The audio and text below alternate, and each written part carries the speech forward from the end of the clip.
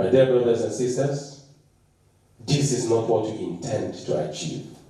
History will judge me wrong and will be harsh to me if I sit idle by and say nothing and do nothing. We will not allow this democracy to be truncated. We know there are few who felt that our common patrimony should go to them alone.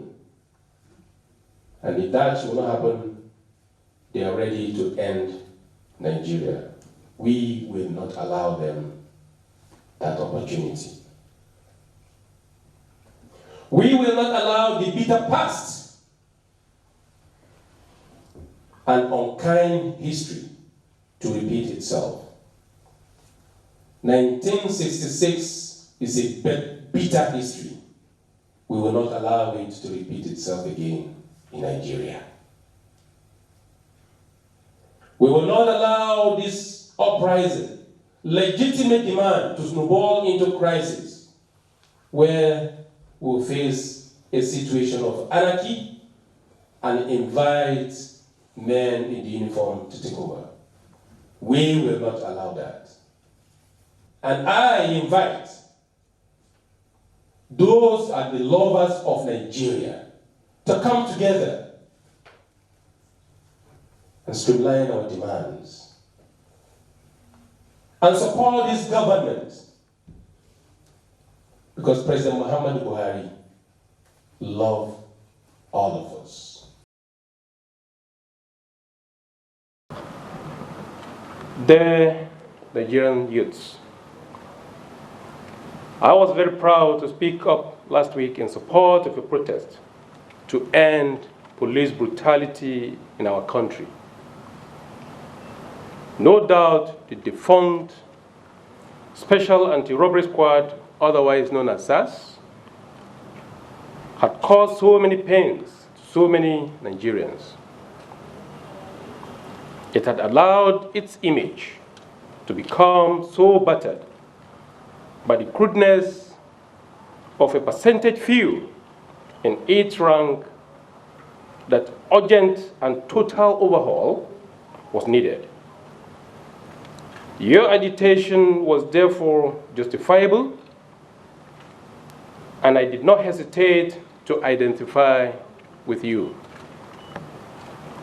His Excellency President Muhammadu Buhari also acceded to a request, and through the Inspector General of Police, totally disbanded the units on Sunday, 11th October 2020. Amongst other undertakings, Mr. President promised to set up a forum for regular interface between the public and police. In addition, he agreed to an inquiry into abuses against citizens by the defunct and disbanded unit with a view to ensuring redress. Mr. President further made it clear in a personal broadcast yesterday, Monday the 12th, that the demolition of SARS was only the first step in a broader spectrum of reforms designed to address wide-ranging questions of discipline and performance by the police and other law enforcement agencies. In Mr. President's words, and I quote, "The disbanding of SARS is only the first step in our commitment to extensive police reforms in order to ensure that the primary duty of the police and other law enforcement agencies must remain the protection of lives and livelihood of our people." Dear Nigerian youth, Mr. President is someone I so much trust. I trust him and I believe him and his words. We are here today to render our voice in solidarity to what is going on nationwide. We are not here in confrontation, but in a peaceful procession to voice out to our daddy, the #1 citizen of Kogi State. the #1 youth governor. The youngest.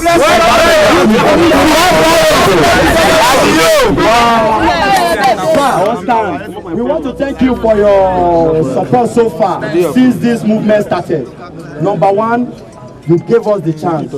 We know of a state where the governor threatened the youth. He threatened the youth that the youth should not come out. But he has forgotten that the youth is a major stakeholder of any state. Let's take him out now. But we've not even started when our own governor gave us the right to protest. And it was seen all over Nigeria. Not just that, yesterday, very recent, you still urge us to be supportive to the government. And you assured us that you are very confident in the president of the federation. SARS is an acronym. Yes, we are against the officers that perpetrate the activities under the umbrella of the SARS unit. Police brutality. Against the total police brutality. Yes, now. We are against impunity. Yes. And we are sending our request to you, sir. UIB. That you being the stakeholder, authority over the thing, when we tender our grievances to you, we know you will not disappoint us. Never ever. And we want total reformation of the Nigerian police force. We want committees. We want the Inspector General of Police to show to the Federation that so names have been selected to work on the committee that we work towards the reformation of the Nigerian. Of the greatest Nigeria youth. Three bossa for GID. Bossa.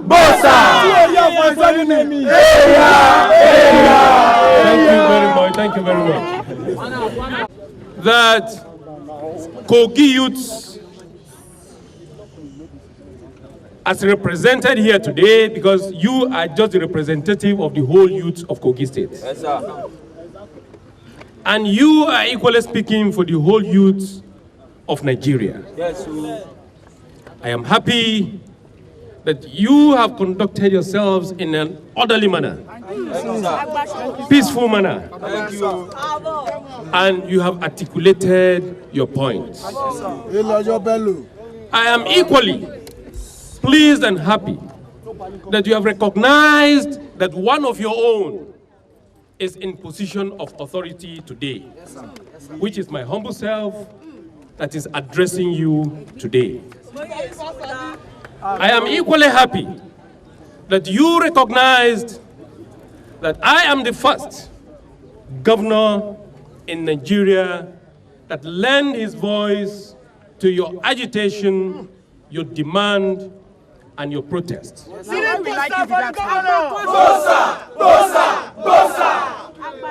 I am happy that you recognize also that here in Kogi State, you have a leader in me that is taking your affairs seriously, even more than yourselves.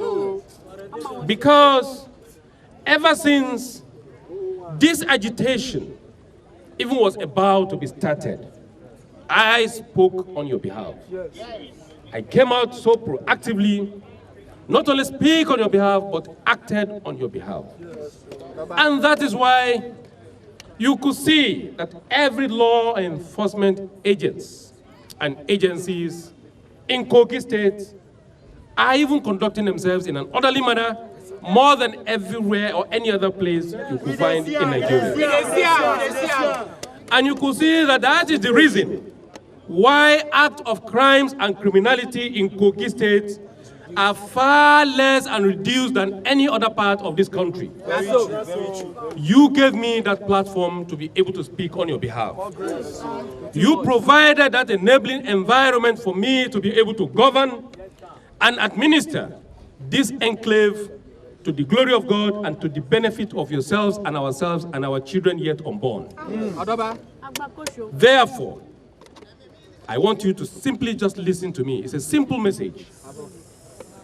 When you want to take leadership, you behave yourself in such a manner that you can be trusted to be given that leadership position.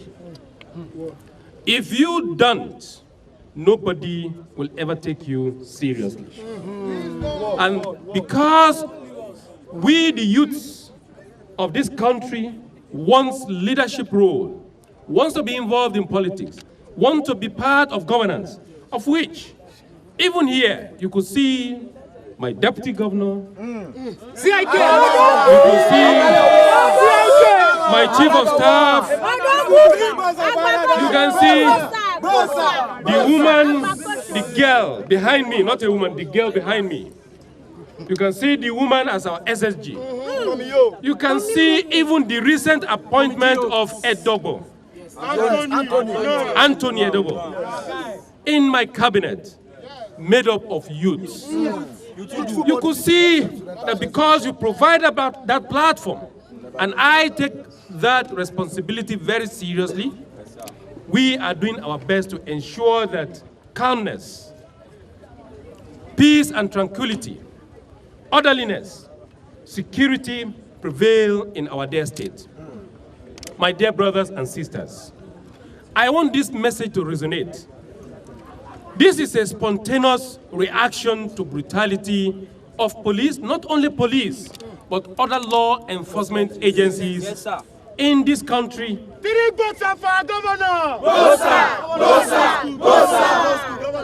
You have made your point very clearly. Like I've stated clearly, you have won this war. But please, don't lose the battle. You have won the war in the sense that you've made a demand. For the first time in this country, the Commander-in-Chief, President Muhammadu Buhari, very listening ear, he had a listening ear, very, very compassionate, have started taking steps and actions in addressing all of your demands.